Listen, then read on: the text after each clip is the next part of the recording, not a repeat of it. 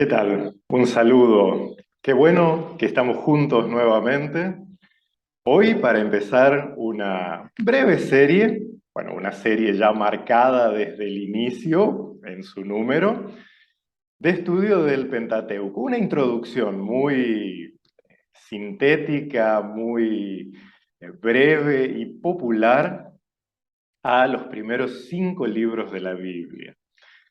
¿Eh?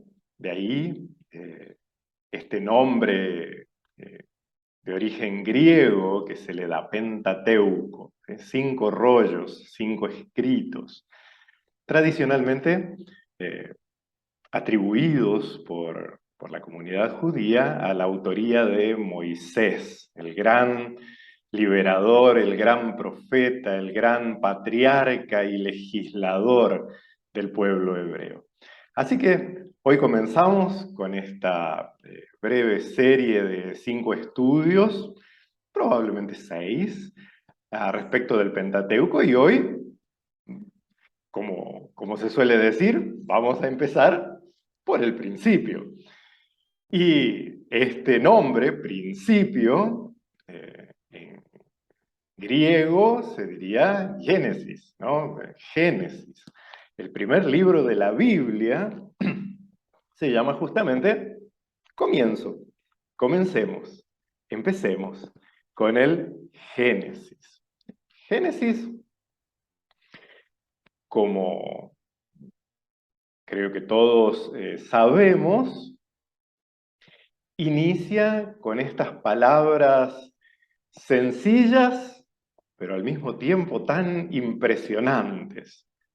Al comienzo de todas las cosas, al principio, Dios creó el universo. Dios creó los cielos y la tierra. Como decía al principio, la tradición judía, también asumida por los cristianos y también por el Islam, atribuye la autoría completa de estos escritos a Moisés. Lo cierto es que los textos que componen el libro del Génesis fueron siendo transmitidos, coleccionados, reformulados, redactados a lo largo de mucho tiempo.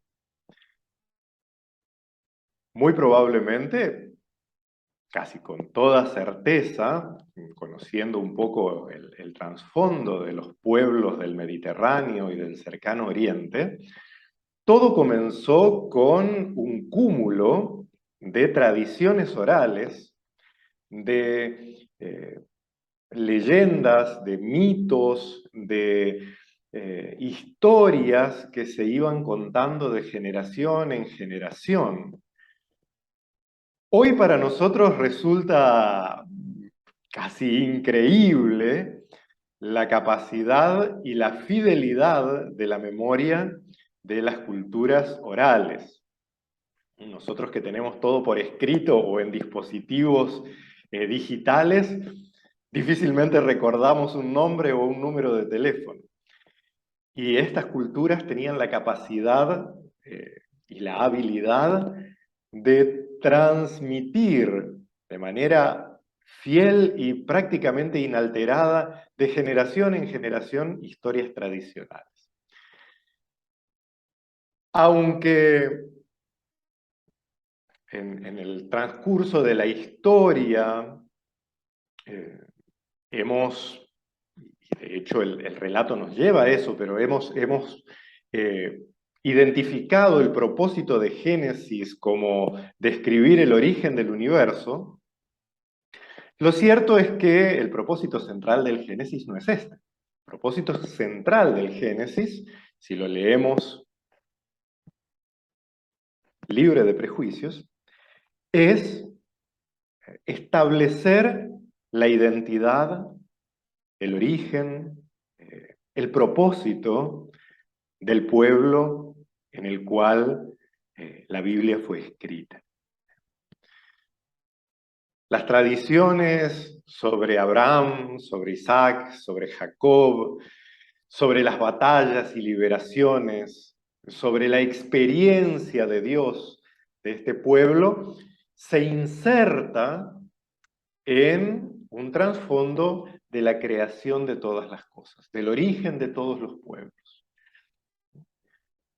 En un resumen muy rapidito, sería: Dios creó el universo entero, todo lo que existe, todo lo que hay aquí en la tierra y todo lo que vemos en los cielos, lo creó Dios con un propósito. Ese propósito es la humanidad.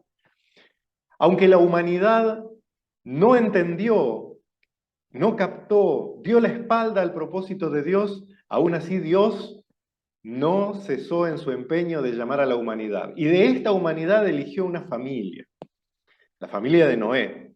Pero la familia de Noé tampoco entendió del todo, excepto los descendientes de Sem. Pero los hijos de Sem tampoco entendieron el llamado de Dios, excepto hasta llegar a Abraham.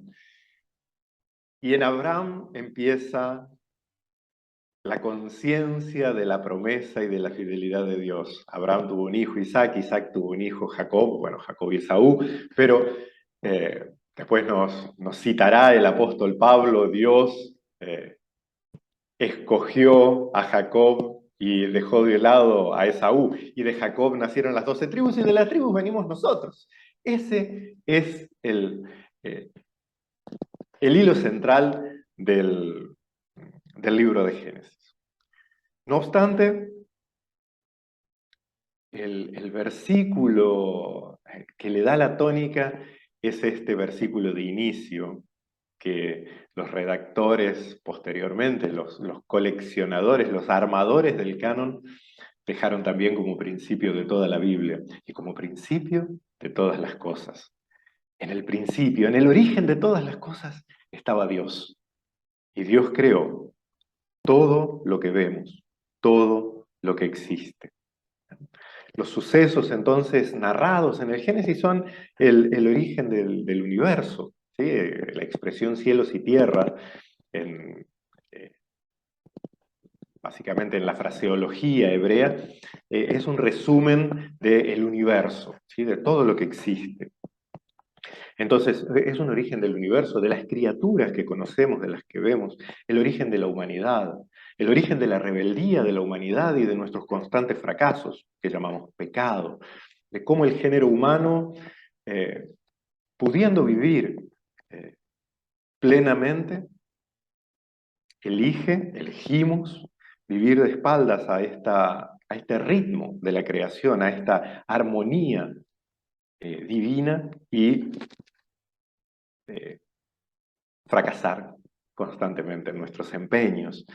Y como decía antes, va reduciendo la elección de Dios hasta llegar a la elección de una familia escogida de la cual vendría el pueblo de la promesa.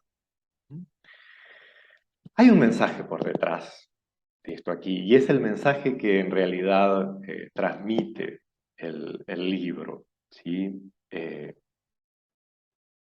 Dios tiene un propósito. Aunque la humanidad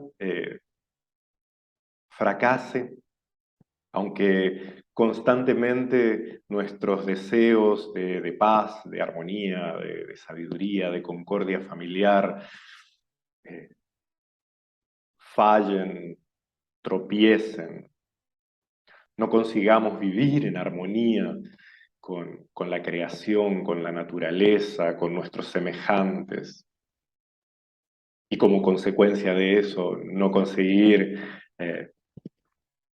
armonía con Dios.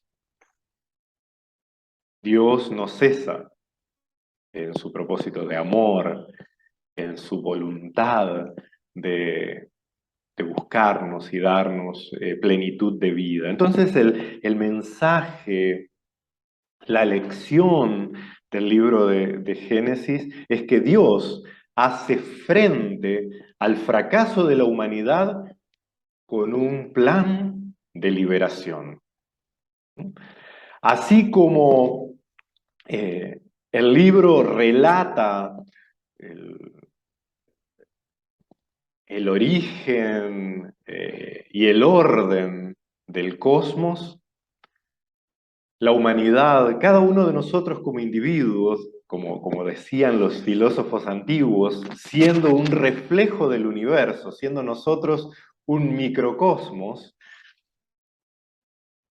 este relato de la creación eh,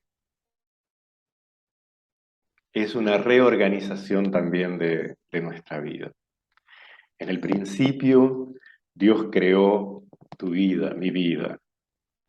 En el principio, Dios llegó con su palabra y dijo, hágase la luz.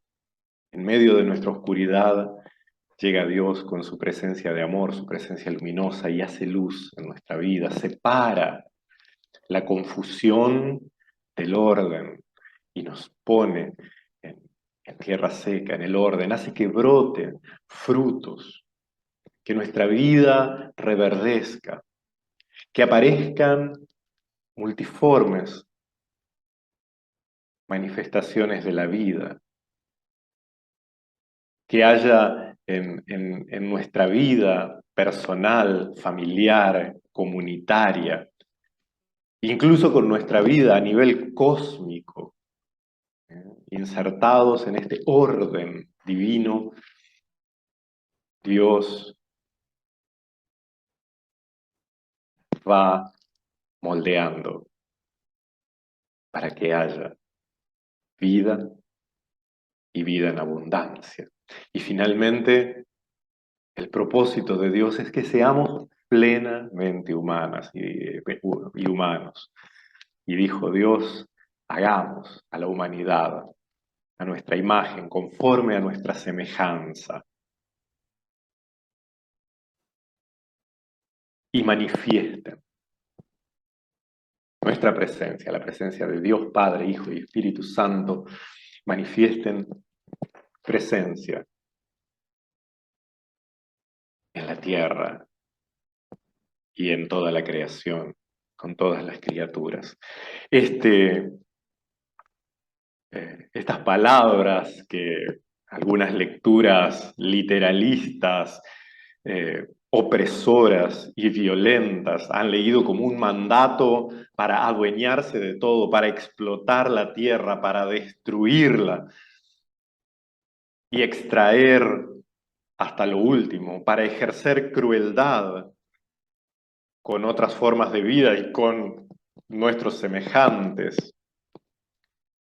No es otra cosa, primero no es un mandato, este llamado mandato cultural es una falsificación, porque quien redactó el Génesis sabiamente puso antes, y los bendijo Dios con estas palabras. Es una bendición, así como decimos que puedas ir bien de camino y que llegues bien a tu casa. Dios dice, vayan y dominen la tierra, señoreen, disfruten de ella, manifiesten mi presencia en medio de ella, sean mis embajadores en medio de ella. Es una expresión de deseo, es una expresión de voluntad y buena voluntad para con la humanidad y no una orden para oprimir, para sojuzgar, para destruir. Cuánto mal se ha hecho en nombre de Dios. El propósito de Dios es siempre liberador. Entonces, este relato de 7 etapas, 7 días, 7 periodos, como lo queramos entender, no tiene el propósito de darnos una lección de ciencia. Quienes aún hoy, Dios mío, aún hoy, continúan discutiendo sobre estas cosas, tanto de un lado como del otro. Es un asunto que ni merece discusión, porque no ese es el propósito de las Escrituras, de darnos un relato científico del origen del universo, y sinceramente tampoco un relato mítico del origen del universo, sino de expresar y confesar la fe inquebrantable de que desde el principio de todas las cosas y hasta el final, Dios está presente y nada está fuera del orden divino. Y que cuando vivimos de acuerdo al orden divino, que es, citando también a un clásico filósofo que era Pitágoras, el universo tiene una armonía, una música, la música de las esferas la llamaba él. Y que si vivimos de acuerdo a la armonía del universo, la vida va bien, porque ya no hay tensión, porque ya no hay confrontación, porque ya no hay guerra, no solo en el exterior, que es solo manifestación del interior, sino esencialmente en nuestros corazones. Y repito, este, este relato que hace referencia al origen de todas las cosas